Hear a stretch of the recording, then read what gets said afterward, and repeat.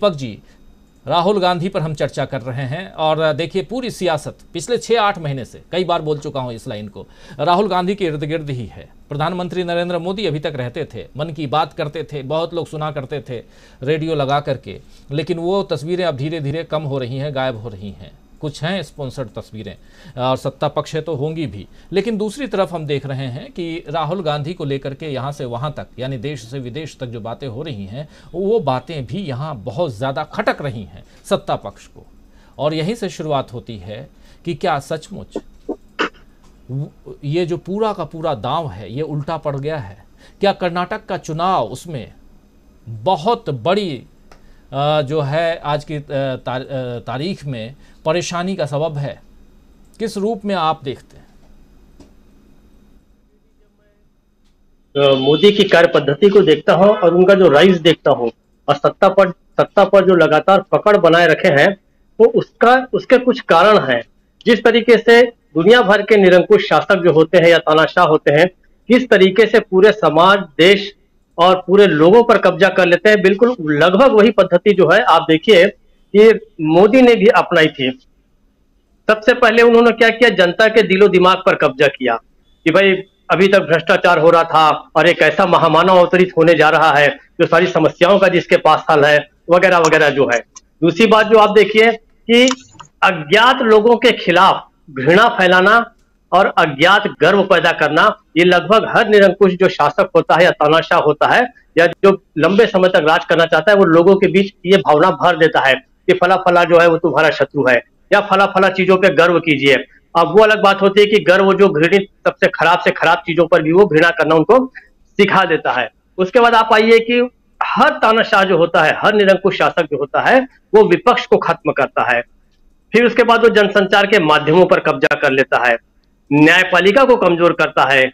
जांच एजेंसियों का भरपूर उपयोग करता है। उसके बाद जो कार्यकर्ताओं को समाज में छूट दे देता है कि जाइए और जितना आपको उपद्रव करना है कीजिए, आपके पीछे मैं खड़ा हूं। ये भी हम लोग देखा कि इसका भी भरपूर उपयोग हुआ। लेकिन अब देखिए कुछ समय से स्थिति को आप देखें तो धीरे धीरे स्थिति जो है पलटती जा रही है और इन तमाम मोर्चों पर मोदी जो है वो लगातार धीरे धीरे धीरे कमजोर पड़ते जा रहे हैं। कुछ मोर्चों पे वो परास्त किस्म के भी नजर आ रहे हैं। अगर हम यहीं से शुरू करें तो अब लोग जो है समझने लग गए हैं कि जिस तरीके से हमको बताया जा रहा था कि हम ये समस्याओं का हल कर देंगे, वो समस्याओं का हल कर देंगे, तो वैसे कोई समस्याओं का हल होता नजर नहीं आ रहा है। उल्टे बेरोजगारी लगातार बढ़ रही है, लगातार महंगाई बढ़ रही है, सिलेंडर कहां से कहां पहुंच गया, पेट्रोल की हालत क्या है। अब लोग जो है उस समय तक तो उन्होंने मोदी के इन गलतियों को नहीं माना, लेकिन अब मुझे ऐसा लगता है कि लोग धीरे धीरे जो है इन चीजों को स्वीकार करने लग गए हैं कि इस व्यक्ति के हाथ में बहुत कुछ इतनी भी कुशलता नहीं है कि वो हमारी समस्याओं को वो दूर कर सके। जिस हिसाब से शिक्षा की स्थिति हो रही है, इस तरीके से आप देखिए कि कोरोना के दौरान जो पूर्व बंधन हुआ उसको भी लोगों ने जान लिया है। उसके बाद अब न्यायपालिका जो है, न्यायपालिका स्वयं इसलिए अलर्ट हो गई है कि न्यायपालिका को यह लग रहा है कि अगर हम कमजोर पड़े तो देश का जो होगा वो होगा, सबसे पहले तो न्यायपालिका को ही पूरे के पूरी तरीके से वो हस्तगत कर लेंगे और न्यायपालिका का अस्तित्व जो है पता नहीं क्या होगा। इसलिए आप देखिए कि वकीलों ने जिस हिसाब से लिख कर दिया और अवमानना का केस चलाया जाए कानून मंत्री के खिलाफ, ये बड़ी हिम्मत की बात है। और ये जो हेट स्पीच के खिलाफ जोसेफ साहब और नागरत्ना मैडम ने जो दिया है, ये अपने आप में बड़ा माइलस्टोन जजमेंट भी है और टिप्पणी भी है। निश्चित रूप से किसी भी सरकार और कार्यपालिका के लिए बड़ी शर्म की बात है कि उसको सुप्रीम कोर्ट नपुंसक शब्द से नवाजे। आज तक मुझे नहीं लगता कि 70-75 सालों में इस शब्द का कभी भी न्यायपालिका ने कभी भी उल्लेख किया होगा अपनी किसी भी टिप्पणी में, ऐसा मेरा अपना अनुमान है। लेकिन निश्चित रूप से ये बड़ी हैरान करने वाली तो है ही ये टिप्पणी, साथ ही साथ बड़ी शर्म की बात है कि न्यायपालिका ने कार्यपालिका के बारे में ऐसा कहा है। अब उसके बाद आप आइए देखिए, जिस तरीके से पहले कार्यकर्ता जिस हिसाब से उपद्रव किए हुए थे 2 साल 3 साल पहले तक, मस्जिदों के आगे जाके नाच गाना, बड़े बड़े जुलूस निकालना, कहीं भी पथराव कर देना, वो भी आप अगर ध्यान से देखें तो वैसी घटनाएं बड़ी कम हो रही हैं। एक समय हमने देखा था, वो शायद रामनवमी के ही समय था, जब शंभूलाल रैगर जैसे व्यक्ति को उसको भी एक प्रतिमा बना के उसका भी जुलूस निकाला गया था। आज रामनवमी आज भी निकल रही है, लेकिन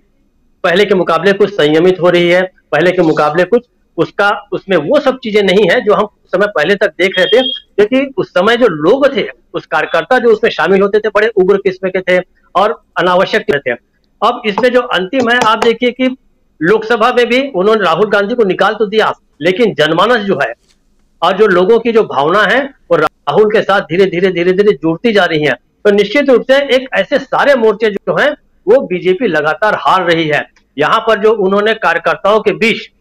अभी जो उन्होंने भाषण दिया, जिसको हम दिखा भी रहे हैं मोदी का, मोदी अपने आप में उस तरीके से जो स्पिरिटेड भाषण जिसको कहा जाता था, बड़े उत्साह से जो दिया करते थे साल 2 साल 3 साल 5 साल पहले, वो उत्साह स्वयं उनमें नजर नहीं आ रहा है। उनकी अपनी कमजोरी दिख रही है और दांव जो है निश्चित रूप से इसलिए उल्टा पड़ता जा रहा है कि देश के अंदर और देश के बाहर ये भी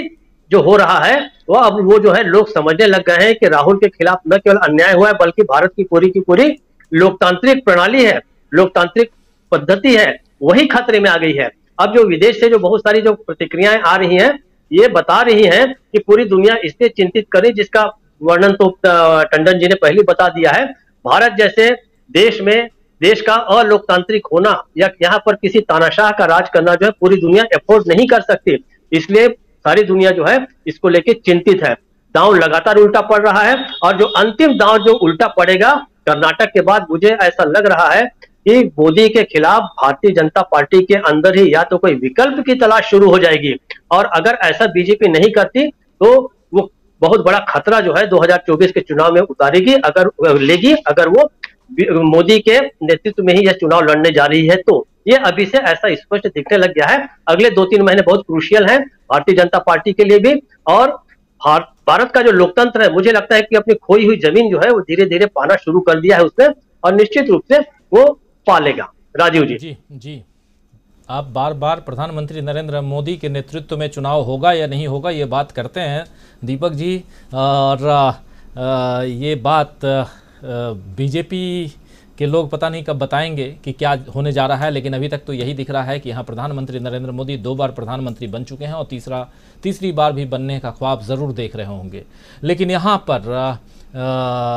राहुल गांधी की बात भी हम कर रहे हैं, और दांव लगाने की जुगत में उधर इंग्लैंड में बैठे हुए ललित मोदी साहब जो हैं वो भी हैं, वो दांव लगाना चाह रहे हैं राहुल गांधी के ऊपर केस करके।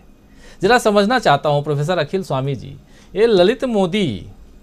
नीरव मोदी, मेहुल चोकसी, विजय माल्या, ये सब ऐसे नाम हैं जिस नाम की चर्चा लगातार होती है, और 2014 के बाद ये सब भागे इस देश से,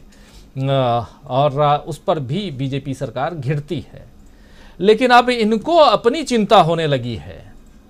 और सोच रहे हैं कि जब